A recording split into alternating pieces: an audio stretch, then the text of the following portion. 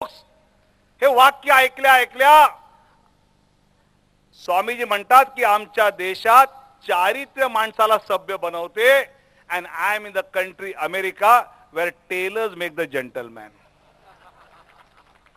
पण खरंच दिल्लीतलं निर्भया, मुंबईतलं शक्ती मिल, रोज होणारे बलात्कार पाहिल्यानंतर आज सुद्धा स्वामीजींच्या 150व्या जयंतीच्या नंतर आपण हे म्हणू शकतो का की जगाला चारित्र्याचे धडे आम्ही देऊ?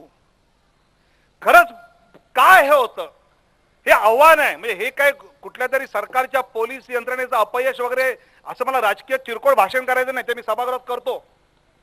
पण आमच्या समाजासमोर हे आव्हान आहे. या घटना का वाढतायत, कशामुळे वाढतायत, हे ह्या घटना आम्हाला थांबवण्यासाठी काय केलं पाहिजे, कुठे आम्ही कमी पडतो, हा संत महंतांचा महाराष्ट्र यामध्ये कुठे कमी पडतो याचं आत्मसंशोधन आम्हाला करायचं आहे. आणि ह्या आत्मसंशोधनामध्ये आम्हाला गरज आहे ती या साहित्याचं, की जे साहित्य या पद्धतीने माणसामध्ये परिवर्तन करू शकतं. ती ताकद या मराठी साहित्यामध्ये आहे आणि ती ताकद त्या जनतेपर्यंत पोहोचवण्याची गरज आहे.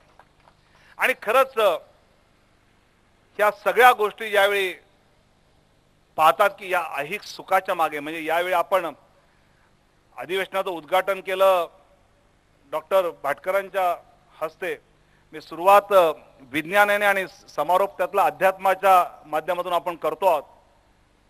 पण ही जी सांगड आपण घालतो ही अतिशय कल्पक आणि अतिशय चांगली सांगड आहे.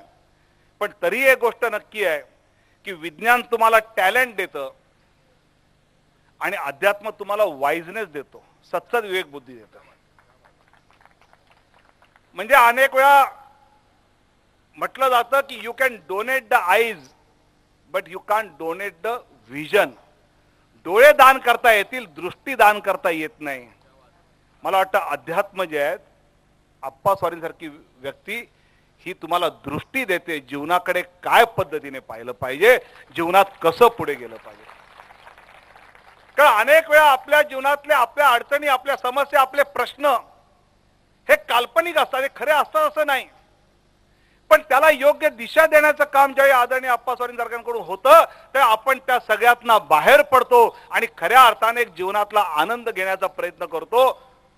मला आठवतं एक शेवटच्या तेवढी गोष्ट सांगून मी संपवतो, कारण मलाही लक्षात आहे माझं लांबतं आहे, की राजस्थानच्या वाळवंटामध्ये एका गावातनं दुसऱ्या गावात जायला 10-10, 12-12 दिवस लागतं.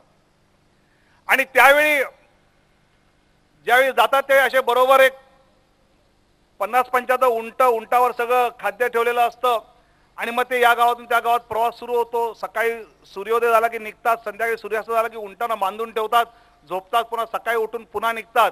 असं एक 5-6 दिवस झाल्यानंतर एका ठिकाणी संध्याकाळी पोचल्यावर उंटांचा माहूत येऊन त्या गाव जो काफिला होता मुखियाला म्हणतो, मुखिया आपण उंटांना बांधायच्या दोऱ्या ज्या आहेत त्या मागच्याच गावात विसरलो.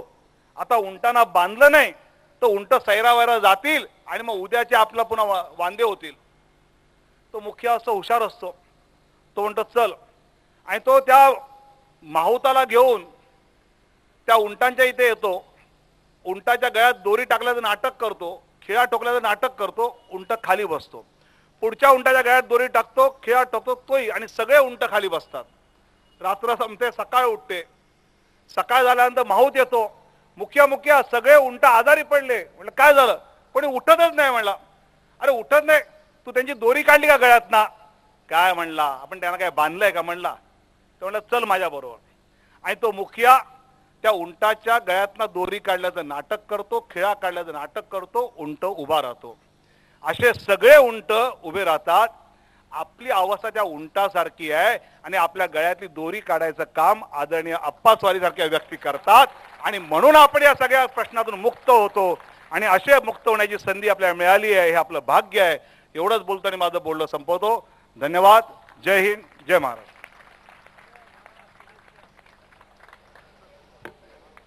उत्तम साहित्यिक जेवढं उत्कृष्ट बोलू शकणार नाहीत. उगाचच अखिल भारतीय मराठी साहित्य संमेलनामध्ये वाद होतात, राजकारणी व्यासपीठावर कशाला पाहिजेत. काही दिवसांनी हेच व्यासपीठावर दिसतील आणि ह्यांनी जर का साहित्य लिहायची सुरुवात झाली तर बाकी सगळ्यांचे साहित्य अकादमी पुरस्कार जातील ह्यांच्याकडे. तेव्हा त्यांना तिकडेच राहू द्या. इतकं उत्कृष्ट ऐकल्यानंतर अजून काय पाहिजे. आप्पा स्वारी आपण या ठिकाणी आल्यानंतर आपला जो परिमळ किशोरबाई सातत्याने शब्द वापरतात तो या ठिकाणी दिसून येतोय.